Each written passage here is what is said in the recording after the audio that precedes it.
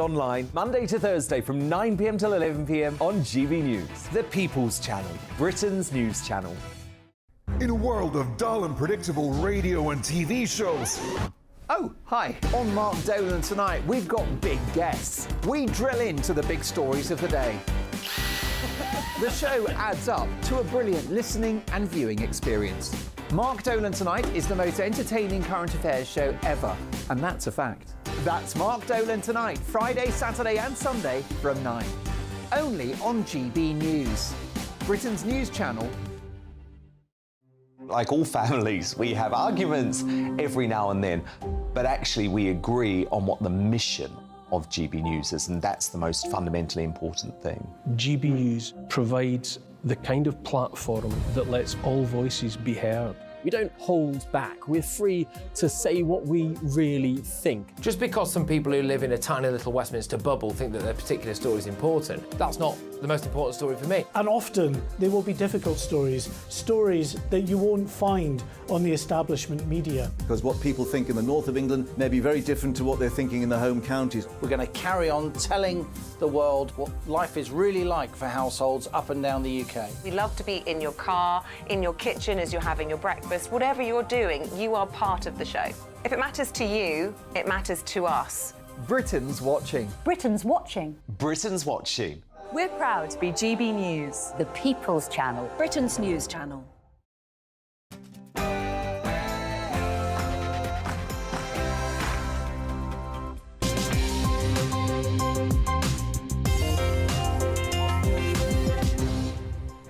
Welcome to Gloria Meats. First up, it's the darling of the Conservative right, Lord Frost. I was involved in the Labour Party then, what? In fact, when I was at university. You were a member of the Labour Labour Party? Afterwards, I was a member of the You Labour were a member Party. of the Labour Yeah. Party. 2019 Conservative MP, Catherine Fletcher. If I can do it, listen to me. Look at me. If I can do it, you can do it, ladies and gentlemen. Crack on and drop us an email and I'll help you. And we're meeting another of our regional mayors. It's Labour's Dan Norris. Transport is a key to giving people opportunity. If you can't get to where you need to be, whether it's a job or your dentist or whatever, you're stuffed. All that's after your news headlines.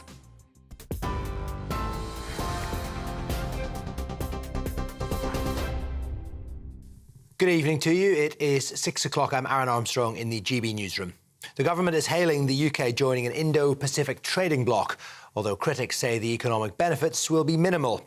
Business Secretary Kemi Badenoch says the deal will bring British companies a step closer to a market of 500 million people with fewer barriers, which they claim could create access to £12 trillion worth of global trade. However, official estimates suggest it will add just 1.8 billion a year to the UK economy after 10 years, representing less than 1% of UK GDP. Nigel Huddlestone, though, the International Trade Minister, told GB News it will help to grow the economy. We're talking about billions of pounds of additional economic activity right across the country. It will benefit every nation and region of the UK. It's not just about where we are now, but where this could go in the future as well, because we expect the membership of CPTPP to expand over the coming years. So I wouldn't be too obsessed with the current numbers. This is about the potential growth for the UK economy. Well, the Labour leader, Sir Keir Starmer, says the trade deal is a start, but its impact shouldn't be overestimated. Any trade deal is good. I wouldn't call this one massive, but it's certainly not a plan for growth. And the problem is we've not had a plan for growth for 13 years under this government. We still haven't got a plan for growth. So, yes, look, a trade deal is always a step in the right direction, but this is not a plan for growth, and it's that failure to have a plan for growth that's left us in the economic mess that we're in. The Home Secretary's published a letter to Sir Keir Starmer alleging a Labour member of staff had private meetings with representatives from Just Stop Oil and Extinction Rebellion. Suella Braverman's claiming internal memos from Just Stop Oil show MP Jess Morden met the environmental groups to convince them how Labour is still driven by the environment. The Home Secretary called for the sacking of Ms Morden, but Sir Keir has rebuffed claims, saying none of his team are meeting with Just Stop Oil. The environmental group have responded in a tweet claiming Suella Braverman is inventing stories to distract from the truth. Well, Novak Djokovic is facing a real battle against Carlos Alcaraz if he's to win a record equalling 8th men's title at Wimbledon. Djokovic, the defending champion, took the first set 6-1 in just 34 minutes, but the world number 1 Alcaraz hit back, winning the second on a tiebreak and taking the third by 6-1. The latest score is 5-3 to Djokovic in the fourth, so he is a break up and closing in on taking it to a fifth set. Meanwhile, in an earlier match, the 17-year-old Henry Searle became the first Briton to win the Wimbledon boys singles title since 1962, beating Yaroslav Demin 6-4, 6-4. TV online, DAB and TuneIn Radio, this is GB News. But now it's time for Gloria Meats.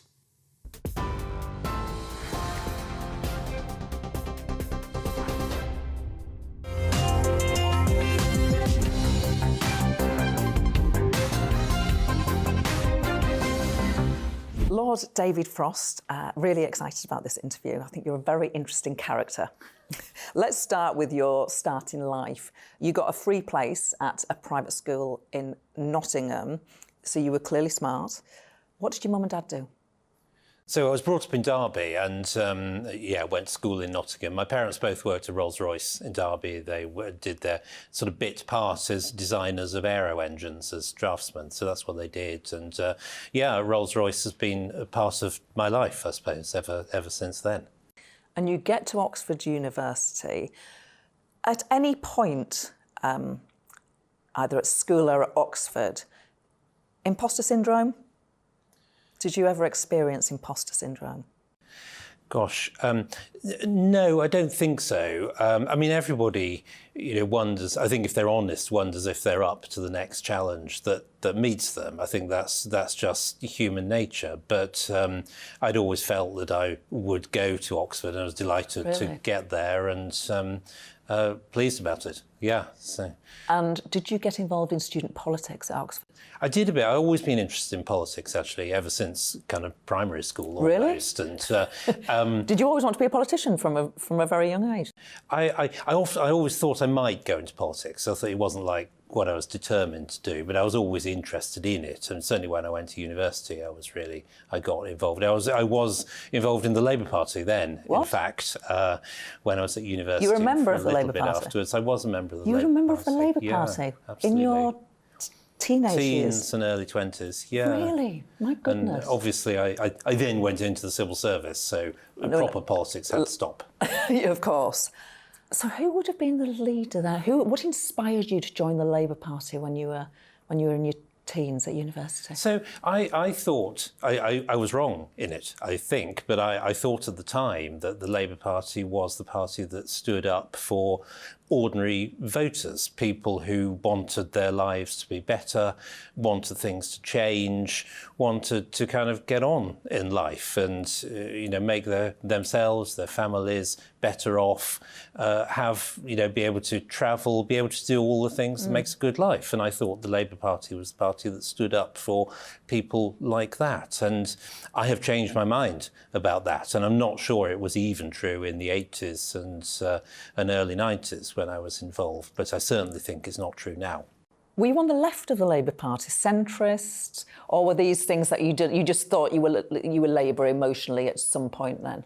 Yeah, I not left, not right. Just it was a bit of a family thing as well. My parents were both Labour Party voters at the time, and that was part of how I'd been brought up, I suppose. For those sort of values, I guess, was what was important to me, and I think they still are. So when did you decide that actually you weren't Labour and you were a Conservative? I think it was a gradual realisation, to be honest, partly being in the civil service, becoming quite Eurosceptic about what I saw in Brussels in the 90s. That was a big part of it. But I think more importantly, I began to realise, and I believe very strongly now, that the Labour Party is not the party of ordinary voters. It's the party of the sort of public sector classes, the people who like to decide how the country is run and like telling other people what to do. And those were the classes that were defeated in the 2016 referendum, that was a vote for change and doing things differently. And I think that's what the Conservative Party now stands for. Something very interesting has happened in politics in the last 5 years, which is that for the first time ever, I think, since the foundation of the Labour Party, the richer you are, the more likely you are to vote Labour.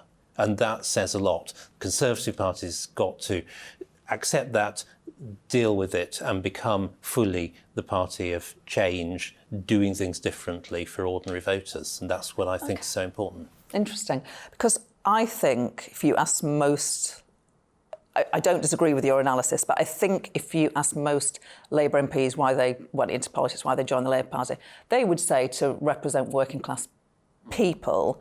Is that why you're in politics? Is it to represent working class people?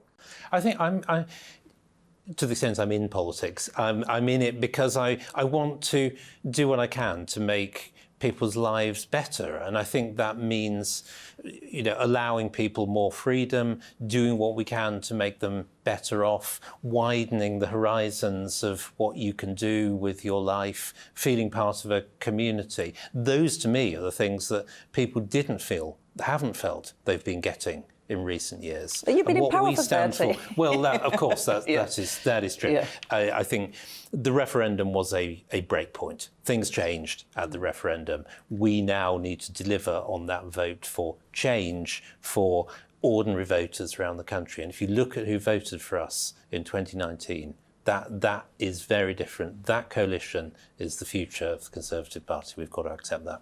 So you went into the civil service, you had some big jobs, you've had some big political jobs. You're now in the House of Lords, you're in the Cabinet from the Lords under Boris Johnson. You've never, though, taken elected office. No. Is that about to change? We're going to see you on the green benches? Well, that's in the hands of the electorate, obviously, ultimately, and also in the hands of the Conservative Party to select me for a seat. So I am on the candidates list now, as I think is known, and I haven't applied for any seats yet, but I might in the year to come. So we'll see. And I think that although the House of Lords is great in its own way, real politics happens in the Commons. That's where the crucible of the national life is. And I think if you want to be in politics, that's where you've got to be, really. I'll let you into a secret. So I was saying to one of my friends in the Labour Party who is an MP, and this was a couple of months ago, actually, I was like, what's if, lots of big ifs, if the Tories lose power, who do you think they'll go for? And she said, I reckon it'll be David Frost. It's nice of people to say that. I don't think it's likely to happen. The reason, as I said, the reason I want to go into the Commons is that's where politics is. That's where you need to be if you want to influence things, and that's the way our system works, and quite right too. I think people who are not elected don't have the same standing and the same rights to comment. And I think that's perfectly reasonable. Let's talk briefly about your time in the civil service. We hear suggestions that there is a blob, that there is some sort of institutional block to people who are trying to pursue an agenda like yours, pro-tax cuts, pro-tough on immigration, pro-growth. Did you see any evidence of resistance in the civil service of what you wanted to do?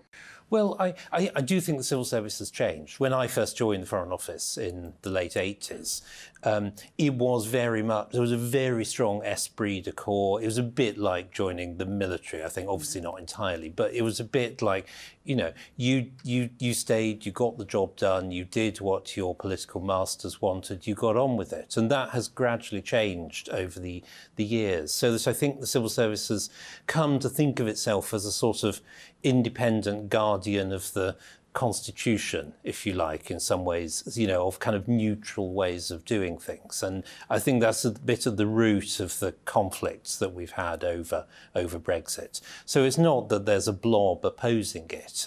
I think it's just that the civil service largely, not entirely, obviously, has come to think of itself as representing the middle ground in the country. And they push back a bit against people who want things to change. What's wrong with the middle ground in the country? Well, I think people vote. The 2016 referendum was a vote for things to be different. And that showed that the middle ground was not where a lot of the politicians thought where the middle ground was. And we have not delivered quite on the change that people wanted, I think, in the way that the country's run. So, changing things, doing things differently, shaking up old ways, that's the civil service is always going to feel a bit uncomfortable with that. But it's the job of ministers collectively to push things through and be determined and be clear about what they want. And that's what needs to happen. You're often referred to as sort of the darling of the Conservative members of the right of the party.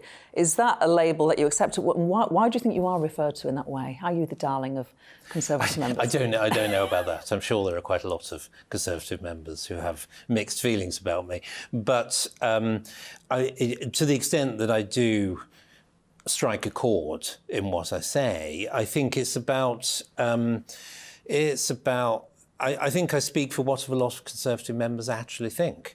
They do want the country to be different. They do want it to be more free market. They do want taxes to be lower. They want us to stand up for certain things. And maybe they're not hearing that as much as they would like from many of the leading Conservative politicians at the moment. And I guess I speak to that. I'm not the only one, but I certainly do, I think. Do you think they care about culture war issues? I do. I think the Conservative Party in the country feels very strongly about it. It feels very strongly about a number of things, actually, but it definitely feels strongly that it doesn't like, I think, the idea that we've developed this sort of almost state ideology around diversity, and to be in certain jobs or do certain things or hold certain positions, you've kind of got to pay lip service to this ideology. And I think it's not that every member of the Conservative Party is hostile to that. It's just that they think, why should you have to sign up for it? There should be freedom. You should be able to say what you think. We should be able to debate these things. Debate shouldn't be closed off. And that's a bit how it feels at the moment. And I believe in freedom, free speech, saying what you think. That's really important. And you've said that those sort of values are not necessarily shouted loudly enough by some of the figures in the Conservative leadership. Who are your star players on the Conservative right? Gosh, I think people like Suella Braverman, Kemi Badenoch, are very strong cabinet ministers, set out a very clear view of the way forward in various areas. But I think many cabinet ministers are doing good things. I think, but what worries me is that there's a sense of drift, a sense that the country's got a lot of problems and they're a bit too big to be tackled, and so we're just going to carry along in a kind of steady as she goes way. And I think the genius of the Conservative Party historically has been not to give in to that, but to be able to face up to the challenges the country has and to grip them and deal with them. And we're going to have to do that again because this country's got a lot of problems and we've got to deal with them. Do you have a best friend in politics? Is there such a friend? Can you have friends in politics, like real ones? I hesitate because I came into politics in this rather unusual way. Yeah. I didn't kind of bond with other MPs as you do if you're elected. I was suddenly projected into it, and I guess I still do consider Boris a friend. Actually, we think in very similar ways about things, and I think he's very decent guy who's been much maligned, but obviously I have friends, but I haven't sort of bonded with anybody in the way that I think others do. We look forward to seeing your progress. I mean, sounds like it's going to be a future on the green benches, and you're going to have a big influential role in the future of your party when you are there. Are you looking forward to that? Well, if it happens, I'll be looking forward to it. If it doesn't happen, and as I say, it's in the hand of the electorate, that's what's coming. I still hope to contribute to the debate. Freedom, growth, standing up for the country, that's what people want to hear, and that's what I will carry on saying. Well, you could have knocked me down with a feather when you said you used to be a member of the Labour Party. Thank you very much indeed. I really enjoyed that. Thanks you, Lord Frost. Coming up, Conservative MP Catherine Fletcher. And then I went home and announced to my parents that I was going to try and be a Tory MP. And then my dad nearly had a heart attack. Because it transpires he's an old Labour man. Labour's Dan Norris. But look, there are bad people, and it's hard for normal people, regular people, to understand what the motivation could be, but they're there. That warm feeling inside. From Boxed Boilers. Proud sponsors of weather on GB News. Hello there, I'm Jonathan Vautry here with your GB News weather forecast provided by the Met Office. I hope you're able to enjoy your weekend. It has been a rather blustery one for many of us, but as we come to the end of Sunday, low pressure is pushing its way off towards Scandinavia, allowing those isobars to widen out, and the winds will be easing throughout this evening and overnight. Still, though, some showers lingering primarily across western areas of England and Wales, but more persistently across areas of Scotland, some longer spells in there at times as well. Elsewhere, we will see some clear intervals developing, and in those clear intervals, temperatures dropping down to around 11 or 12 degrees Celsius, so a touch fresher compared to some recent nights. Where you have those clear intervals, though, it means that you'll see some sunshine first thing to start off the new working week. A cloudy affair for Scotland, but all of us will eventually see some showers developing as we head throughout the day. Again, they could be heavy in places, particularly through central eastern areas of England. Some thunderstorms and hail is also possible. But with the winds turning lighter compared to the weekend, where you see those sunny intervals in between the showers, it will just feel that bit warmer as well, highs around 20-23 degrees Celsius. It's a Tuesday. Our focus then turns to this low pressure centre that's going to start pushing its way in from the west. So quite a damp start to Tuesday for Northern Ireland, and that rain will then push its way into northern Wales, northern England, parts of southern Scotland as well. Far north of Scotland, seeing sunshine and showers. The far south east of England also as well, staying relatively dry throughout. But as we head towards the end of the week, sunshine and showers returns once again. Bye-bye. That warm feeling inside. From Boxed Boilers. Proud sponsors of weather on GB News.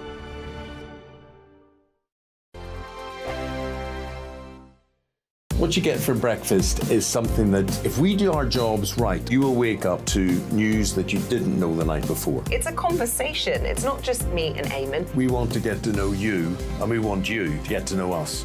From 6, it's Breakfast with Eamon and Isabel. Monday to Thursdays on GB News, Britain's news channel. Westminster is going around in ever-decreasing circles, followed by the media. Britain is broken. How on earth did we get into this mess? But more importantly, how do we get out of it? Join me at 7 p.m, Mondays to Thursdays on Farage, here on GB News. We will have open, rational debate. We've got to work out how Britain moves forward from this. Join us here on GB News, the People's Channel. Britain is watching.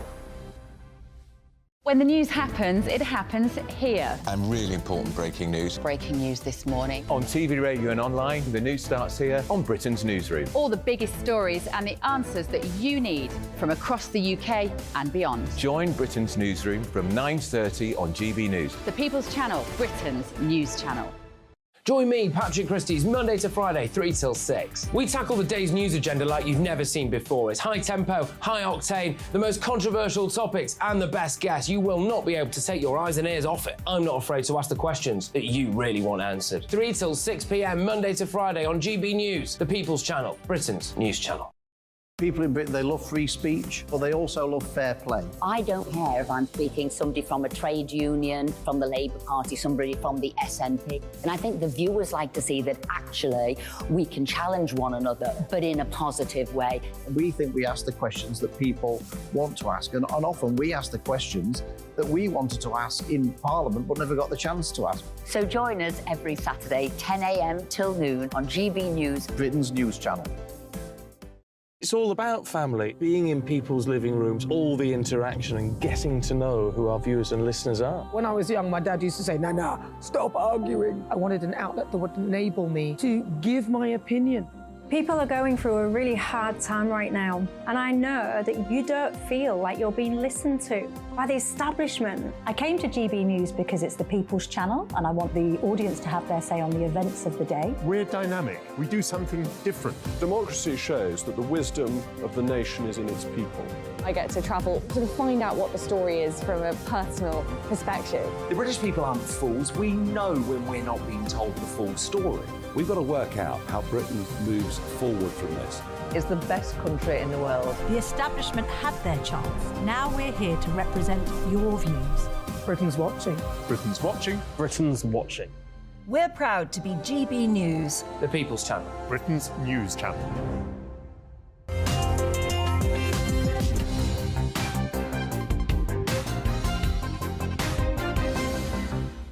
Catherine Fletcher, Conservative MP, elected in 2019. You have a pretty unique story about how you got into politics, how you became an MP.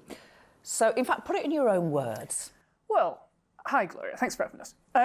So basically, I think quite a lot of people, I don't come from any variety of political background, like at all. You know, it was always drilled into me how important it is to vote. Parents went down, it was vital that you vote. Even if you go and spoil your ballot paper as a kid, if you don't know what you're doing, you must go and vote. But outside of that, there was no tribalism in the house at all. In fact, to be fair to them, I didn't actually find out how my parents voted till after I'd kind of really got active in politics.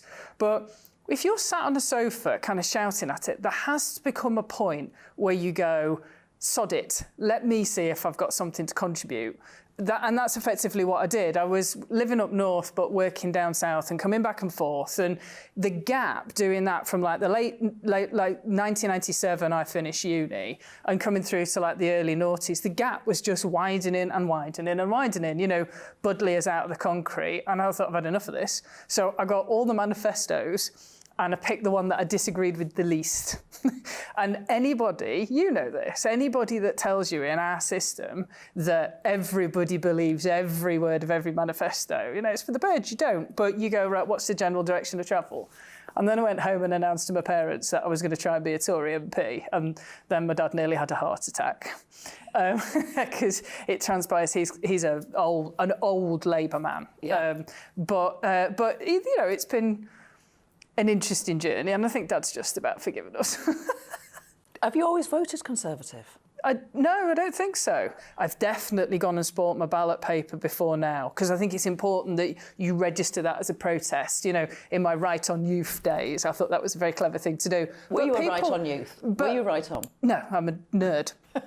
No, I'm from South Manchester, so I went to Nottingham. And because it felt exotically far away from Manchester when I was 18. But there I met a lot of people from very different backgrounds, up posh I would call them. And there's just a good few of them I'm still in touch with. One of my mates, whose nickname's Cliff, he went, why is it that every single person from Manchester thinks it's the centre of the universe? I was like, it is. It is. You know, and so there's been a little bit of that. But no, I've always been the one that was kind of taking a fossil hammer around Egypt and, you know, kind of wanging on about how interesting the carbon cycle is if you really look at it in relation to the Pennines. OK. Yeah, there's a reason why I'm single. It must be hard to date in politics. Oh, it's impossible. It's totally impossible. You know this. You know, the scrutiny that you're under. It's interesting, actually. South Ribble is my constituency, and I've had to rename it because all the Southerners kind of get this wide-eyed, glassy panic because they don't know where it is. So I've renamed it, you know, the bit under Preston. And, Very good. Exactly. And when I'm home, and I remember going and seeing a load of the school teachers, and there was this one lass who, you know, quite rightly got into me about government education policy. I don't think she was necessarily a Conservative voter, but we had a chat. We agreed that standards was really important, got into it a bit more. And the next time I saw her, she said, God, I've just realised something. She said, you can never go out in the constituency, can you? And I said, no. I said, mate, I can have a pint, but alcohol and politics and what people think of you know, obviously I must be like dead posh, wear pearls, ride horses, beat the servants on a nightly basis. You know, none of it's true, but that plus alcohol is toxic. And she'd come across it because she'd ended up having to leave leave a local kind of social club because the parents of some of the children that she taught were there. Yeah. And I said, yeah, but times that by like 100,000 people. And she's like, yeah, no, I've got there. So, no. Yeah, it's a good point. I found myself getting my friends round to my house a lot more first to socialise because you can't... You just can't go out, because somebody has got, will just try and land one on you. Yeah. It was more, I thought, God, I can't really have too many drinks, and I quite like having too many drinks. Specialist subject. So I drink lager, but I don't particularly like wine or cocktails or any. I like the odd gin and tonic, but I drink lager. But in part because it's not physically possible to drink the volume that gets you in a pickle. It's a strategy I adopted at university, and I've never come off it. Maybe I was a proto-ladette. Well, you did serve as a minister for women. Yes. Did you like that job? Well, it was quite brief. Yeah, it was brief. I'm not It was gonna when your party was... So I'm not going to lay claim to kind of oceans of ministerial expertise.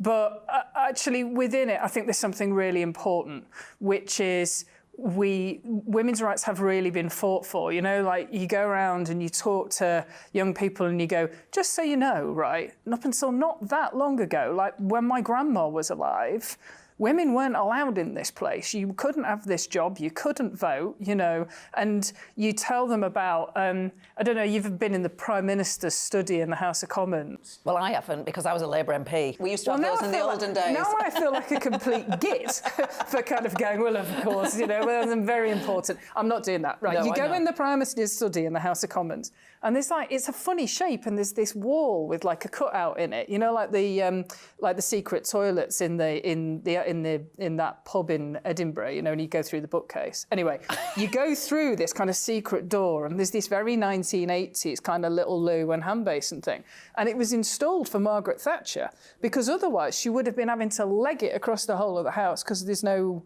women's loos. It's almost like that Hidden Figures thing, where the woman's running across the car park to go for a wee and run back again.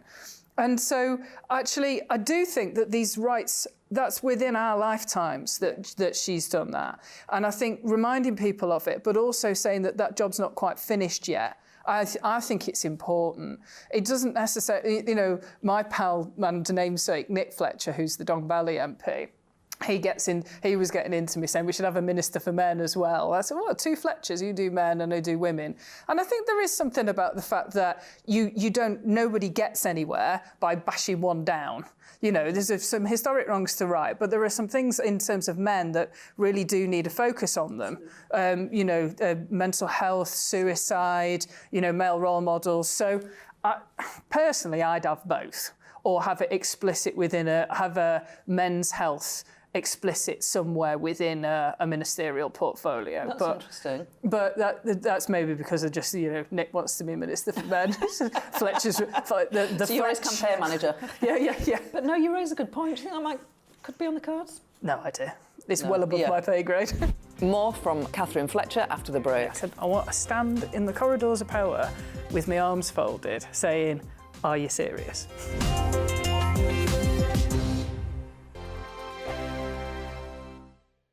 The Live Desk with me, Mark Longhurst. And me, Pip Thompson. It's here Monday to Friday on GB News. From midday, we'll bring you the news as it breaks, whenever it's happening and wherever it's happening, from across the UK and around the world. Refreshing, feisty, but with a bit of fun too. If it matters to you, we'll have it covered on TV, radio and online. Join the Live Desk on GB News, the People's Channel, Britain's news channel. So Jubes and Kerr, we tackle the issues of the day with real robust debate, both sides of the fence, battling it out with me in the middle with my forthright opinions and views. And often really interesting things happen because you start with a position and then by the end of the debate you find actually, well, I might not have thought about that one. What we need in this country is 2 new political parties. You should maybe think about doing a 2024 calendar. I'm Michelle Dewberry and I'm keeping you company right through until 7 o'clock this evening. GB News, the People's Channel, Britain's watching.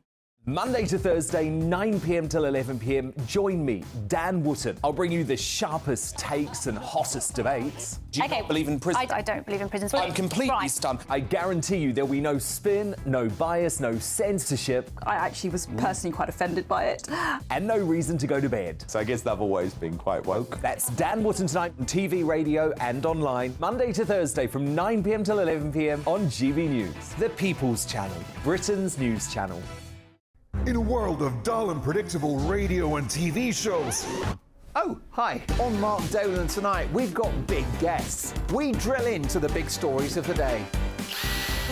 The show adds up to a brilliant listening and viewing experience. Mark Dolan Tonight is the most entertaining current affairs show ever, and that's a fact. That's Mark Dolan Tonight, Friday, Saturday and Sunday from 9. Only on GB News, Britain's news channel. Like all families, we have arguments every now and then, but actually we agree on what the mission of GB News is, and that's the most fundamentally important thing. GB News provides the kind of platform that lets all voices be heard. We don't hold back. We're free to say what we really think. Just because some people who live in a tiny little Westminster bubble think that their particular story is important, that's not the most important story for me. And often they will be difficult stories, stories that you won't find on the establishment media. Because what people think in the north of England may be very different to what they're thinking in the home counties. We're going to carry on telling the world what life is really like for households up and down the UK. We love to be in your car, in your kitchen as you're having your breakfast. Whatever you're doing, you are part of the show. If it matters to you, it matters to us. Britain's watching. Britain's watching. Britain's watching. We're proud to be GB News, The People's Channel, Britain's news channel.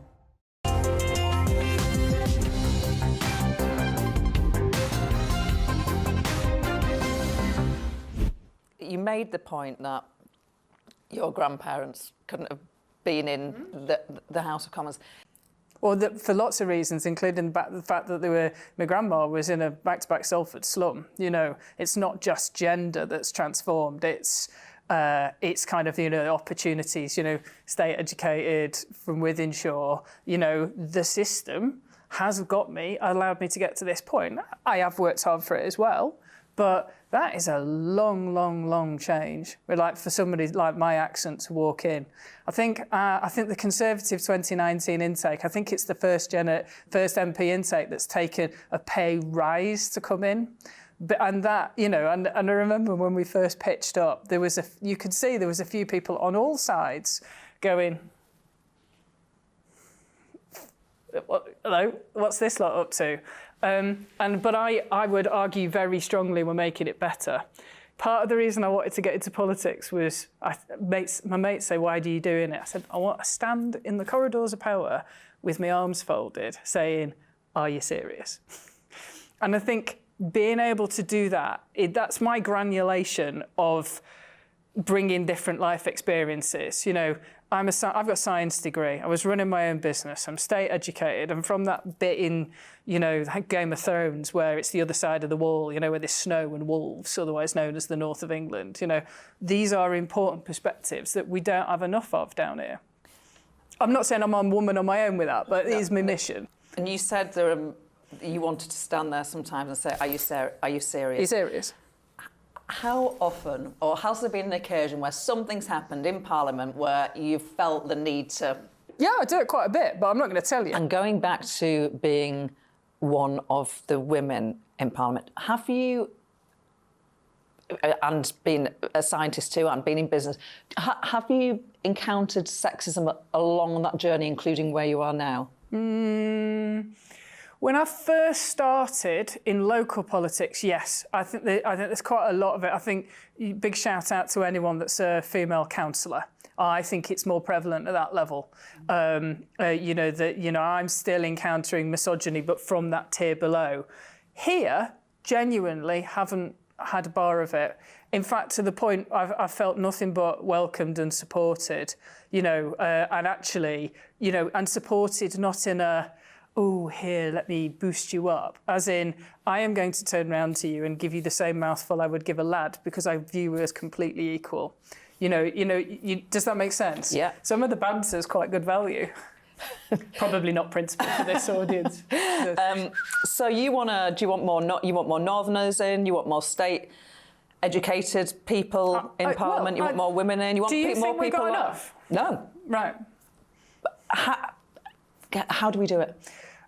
Well, first of all, people like me coming out of their natural environments, which is kind of fields and fossil hammers, to look at you in a lovely frock and these lights and that camera crew and sit here and go, I've done it. I didn't join a political party till it was either 2012 or 2013, I can't remember, you know, and then by putting my head down, doing a load of hard work, saying this is what I have to offer, I think a lot of people, not just women, but also people from maybe non-conventional backgrounds, they just self-edit themselves out of it because they think they're not going to get anywhere. And if I'm absolutely honest, I didn't think I was going to get anywhere. But I just got a bit bloody-minded about it, as in, well, I'm going to try and fail. And I remember my mate sitting me down and saying, well, it's generational, this really, Catherine, isn't it? You know, you're going to fail, but then you'll be able to pass how you failed on to the next generation. But you didn't. You succeeded. But if I can do it, listen to me. You know, look at me. You know, if I can do it, you can do it, ladies and gentlemen. Crack on and drop us an email and I'll help you. And I think that's the other thing that doesn't necessarily come across, and I know it's true for different parties. There are big networks saying, come, this will help you, we'll train you. I mean, some of the stuff I did when I first pitched up, you know, oh God, it was awful. I was genuinely just, you know, I was making a right Horlicks of it, but you get certain people that come, my dear, just quote word. Because there is a game to it, but it's not so obnoxious that you can't learn it. You know, don't say that. Be nice to that person. You know, you know, it's all right. It's all right. I can't believe it, but you're very engaging to listen to. So we're nearly out of time. Oh. We have another thing in common. Go on. We both vape. Ah. But everyone's having a go at us for doing it. I feel like it's great that we managed to stop smoking cigarettes. I wish people would give us less of a hard time for vaping. What do you reckon? I shall edit the names, but as you know, there are little lady members' rooms in the House of Commons. Those are like toilets. Yeah, so, they're basically like toilets with an you know, the legend that is Margaret Beckett was in there with 2 Labour MPs and 2 Conservative MPs, and I had to kind of waft you could see her going. It's like a sign of a well-spent youth. You know, and it wasn't actually, because smoking is a really stupid thing to do. Absolutely. And I wish I hadn't started. I totally agreed. But I tried every which way to give up. Absolutely. And the only way I managed to give up was on a vape. Now, at the risk of sounding like Don Corleone when they're doing that big sit-down, you know, I don't want it sold to kids and I don't want it sold at the school gate. Yeah. But I think it's perfectly possible to regulate it such that you don't throw the baby out with the bathwater on harms. So I actually looked into this because a lot of my mates are still really worried that I'm still vaping. So it's a double-blind scientific article, but I will be quick, I promise. No, this is quite helpful for me. Epithelial cells, lung cells in a petri dish. Blowing cigarette smoke over one of them, blowing vape over another, and fresh air over another. Good double-blind control. They can't, the epithelial cells are like shriveling up and dying at like the 5,000 horrible components that are in the smoke. Yeah. Can't tell the difference between vape and fresh air. Wow. Now, is it better than fresh air? No. Is it am I killing myself 95% more slowly? Yes. And so provided we can educate the kids, I personally think that it's an important tool there, but they needs to be slightly better regulated. Yes. So these disposable ones that are getting sold out the back of hairdressers in South Ribble, you know, God knows what they've got in them. We can't have that. And so they're right about that. What a great interview. You, honestly, really, really refreshing. I love your accent. I love your style. And I've really enjoyed our chat. Thank you. Thanks for having us. I'll come back and then we can do paleontology next.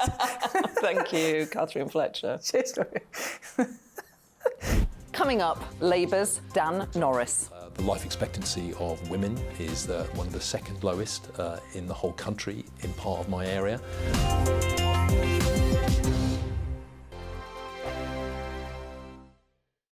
Monday to Thursday nights on GB News. At 6, it's Dubes & Co. 7 o'clock, Farage. At 8, join Jacob Rees-Mogg. And at 9, Dan Wootton Tonight, followed by headliners on TV, radio and online.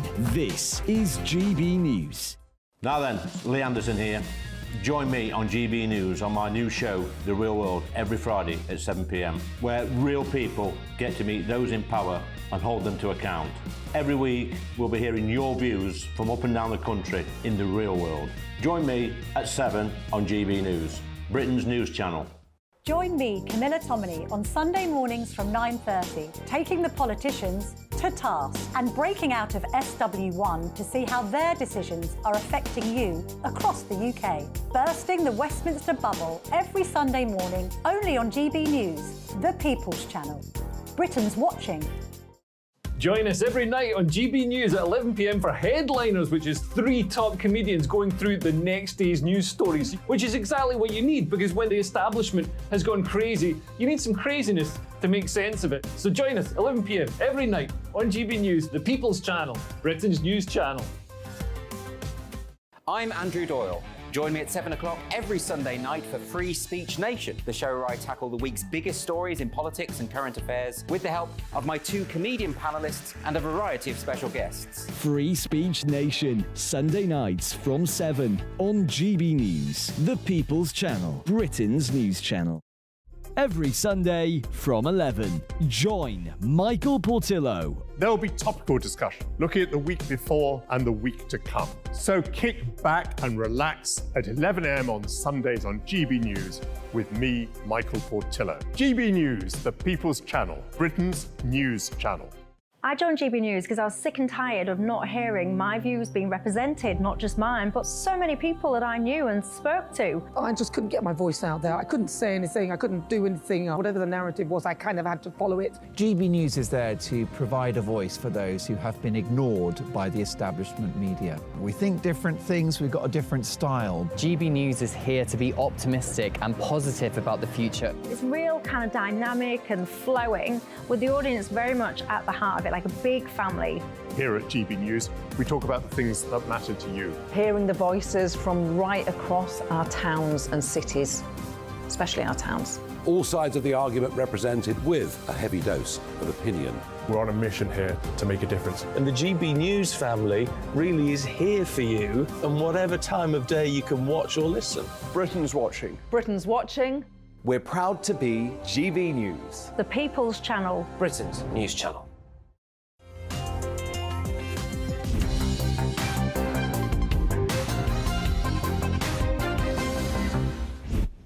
Dan Norris, Mayor of the West of England. You're a Labour Metro Mayor, you're a Labour MP before that. But first of all, what's the biggest priority for you as the Mayor of West of England? It's transport, without question. Transport is a key to giving people opportunity. If you can't get to where you need to be, whether it's a job or your dentist or whatever, you're stuffed.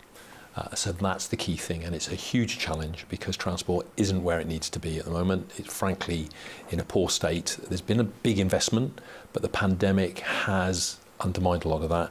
And so it's about rebuilding that confidence and trust so that people know that if they wait for a bus, it's going to turn up and they can plan their life on it. Yeah, absolutely. So important outside London. Sometimes I think people in London don't know how lucky they are. They are very lucky. So you were a Labour MP between 1997 to 2010, so you spent 13 years as a Labour MP. Before that, you had a real job. You were a social worker.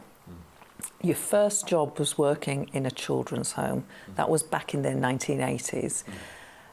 In recent years, there have been increasing reports and concerns about the abuse of children in our children's homes. Did you witness any issues when you were working in a children's home? Yeah, absolutely. And I had to whistleblow along with some other young people who were working there too, because we saw things that you just should never see. Like what? It was people grabbing young people by their private parts, really? Hitting them, various other things. Yeah, really, really bad stuff. So the reports we get today about those things, it's always happened. And although we get concerned because we hear about it now, It was happening in the past when it was more secret. So people shouldn't be concerned that they're hearing more about it, because that's a good thing. Yeah. When I was a social worker in child protection, I was always campaigning to talk about these issues, because there was a time, it's hard to believe now, but there was a time when you couldn't talk about these things because people would think you were odd, or you were seeing things that were completely impossible. Now we know these things happen. Now the truth is there. You can start finding solutions. So it's a better time, even though it feels in some ways that it isn't. For somebody who's never worked in children's home, which is most people, it just feels so extraordinary that somebody would want to work in a children's home to harm them and to hurt them. I mean, A, why would anyone do that? And B, what sort of checks go on? Well, checks are much tougher now, and I'm pleased to say that's partly because as a politician, as an MP and part of the Labour government as it was, I was able to get some changes to the law to make those checks very robust. And that was really good, and that really does help. But look, there are bad people, and it's hard for normal people, regular people, to understand what the motivation could be, but they're there. And my view is, well, we can spend time on, if we like, working out why they are so bad, but what we need to do more immediately is protect young people and children. And that's what the law is much better at doing now. But it's still always there, and it's like you have to have antibodies in society. This will always be a challenge, I'm afraid, in the future too, but what we've got to do is keep up to pace, keep up to speed with things like the internet and other modern technologies, artificial intelligence, dolls that are very lifelike and realistic, all the things that are going to happen, we should try and get ahead of so we can keep children safer. And children's safety has been a theme which has run throughout your time as a politician. You campaigned for a new law when you were an MP to allow parents to know how many sex offenders lived in their neighbourhoods. Some people would say, oh my goodness, that's a recipe for chaos. Personally, I think that's right. But, you know, there would be resistance to it. Tell me why you think it's right. I think most people are sensible. I think you have to be honest about these things, because the truth is that communities get to know when there's someone who's not safe in their community sooner rather than later. So why not head it off by being absolutely candid and straight? Give people a right. The police have discretion about what information they can disclose in these situations, but for understandable reasons, the police are often reluctant to say things because they know that there may be vigilante activity. So it's about getting that balance, but it's all part of modern society being able to talk about difficult subjects, because I think that if you're honest and straight about the challenges, then you create a safe environment for young people and children, and that's surely the most important thing.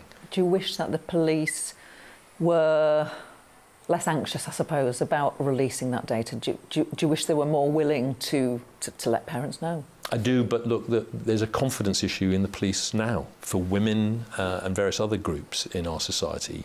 So the police have a big job to do to rebuild confidence. And I think that when they do that, then we'll get more agreement to give out this kind of information, because they're on the defensive, I think, now. They're working hard, rightly in my view, and I wish them well in re-establishing trust. But part of that trust building will be being able to talk about this kind of sensitive information in a good and intelligent way that means children are safer. Really interesting to get your reflections, because you've worked in that area. Another passion of yours is cruel sports, being against cruel sports. You're the chair of the League Against Cruel Sports. The Labour government banned fox hunting. I mean, we're done, aren't we? We don't have cruel sports. I think we were naive. I think we didn't anticipate some of the loopholes that were there. We trusted the hunting fraternity to adhere to the law and the spirit of the law. And I think it's quite clear looking back that they never intended to do that. And we've seen some very graphic and powerful imagery lately where foxes have been buried alive and dug out and various other things, showing that the hunting fraternity are clearly carrying on hunting in the same old way, but they're hiding it and concealing it. And it's interesting, I was at a League Against Cruel Sports meeting last week where the most senior police officer for the whole of England that enforces the hunting rules is basically saying that the hunting rules are useless, it needs to be revisited, and I agree completely about that. What do you want to happen?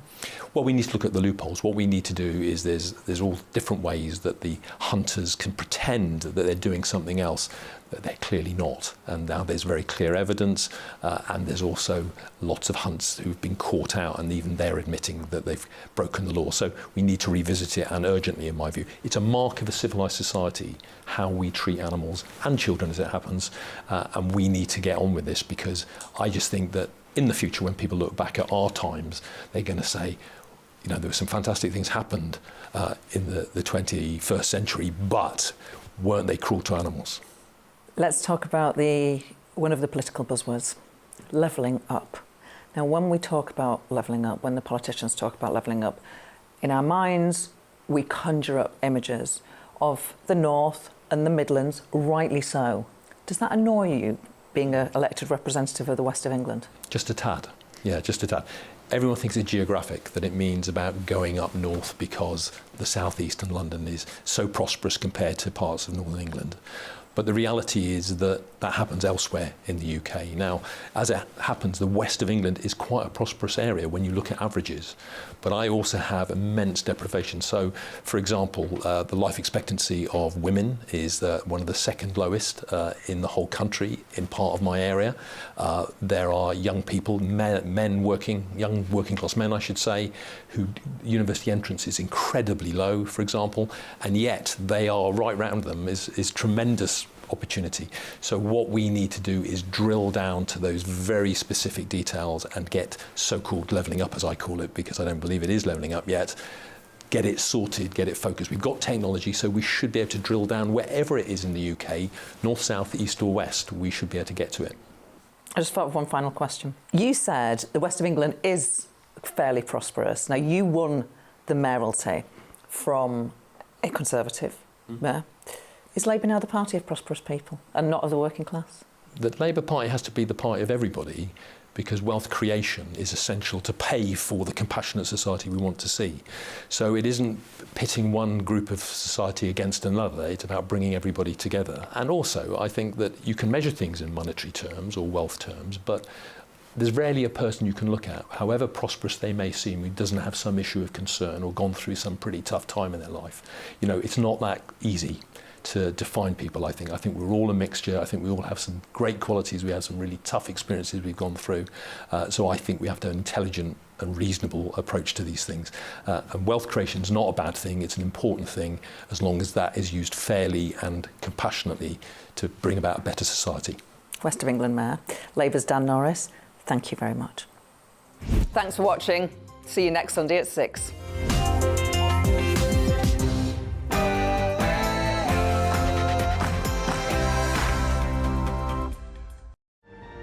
The temperature's rising. Boxed Solar, proud sponsors of weather on GB News.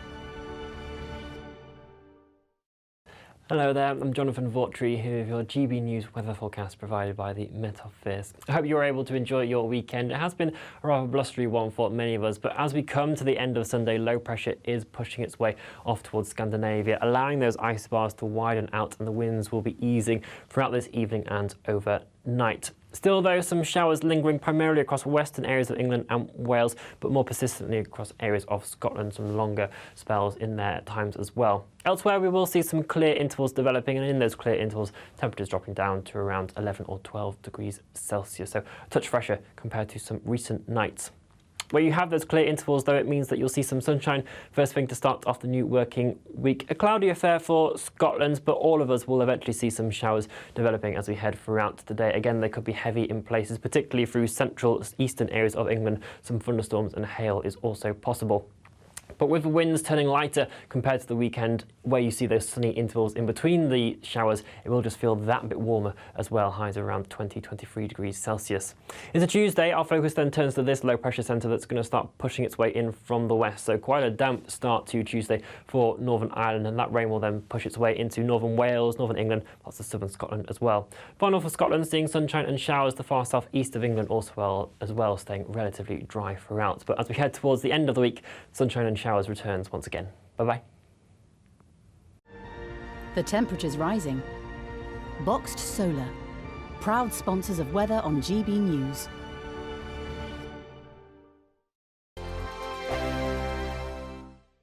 What you get for breakfast is something that, if we do our jobs right, you will wake up to news that you didn't know the night before. It's a conversation. It's not just me and Eamon. We want to get to know you, and we want you to get to know us. From 6, it's Breakfast with Eamon and Isabel. Monday to Thursdays on GB News, Britain's news channel. Westminster is going around in ever-decreasing circles, followed by the media. Britain is broken. How on earth did we get into this mess? But more importantly, how do we get out of it? Join me at 7 p.m, Mondays to Thursdays on Farage, here on GB News. We will have open, rational debate. We've got to work out how Britain moves forward from this. Join us here on GB News, the People's Channel. Britain is watching. When the news happens, it happens here. And really important breaking news. Breaking news this morning. On TV, radio and online, the news starts here on Britain's Newsroom. All the biggest stories and the answers that you need from across the UK and beyond. Join Britain's Newsroom from 9:30 on GB News. The People's Channel, Britain's news channel. Join me, Patrick Christie's Monday to Friday, 3 till 6. We tackle the day's news agenda like you've never seen before. It's high tempo, high octane, the most controversial topics and the best guests. You will not be able to take your eyes and ears off it. I'm not afraid to ask the questions that you really want answered. 3 till 6 p.m, Monday to Friday on GB News, the People's Channel, Britain's news channel. People in Britain, they love free speech, but they also love fair play. I don't care if I'm speaking somebody from a trade union, from the Labour Party, somebody from the SNP. And I think the viewers like to see that actually we can challenge one another, but in a positive way. We think we ask the questions that people want to ask, and often we ask the questions that we wanted to ask in Parliament but never got the chance to ask. So join us every Saturday, 10 a.m. till noon on GB News, Britain's news channel. It's all about family, being in people's living rooms, all the interaction and getting to know who our viewers and listeners are. When I was young, my dad used to say, "No, stop arguing." I wanted an outlet that would enable me to give my opinion. People are going through a really hard time right now, and I know that you don't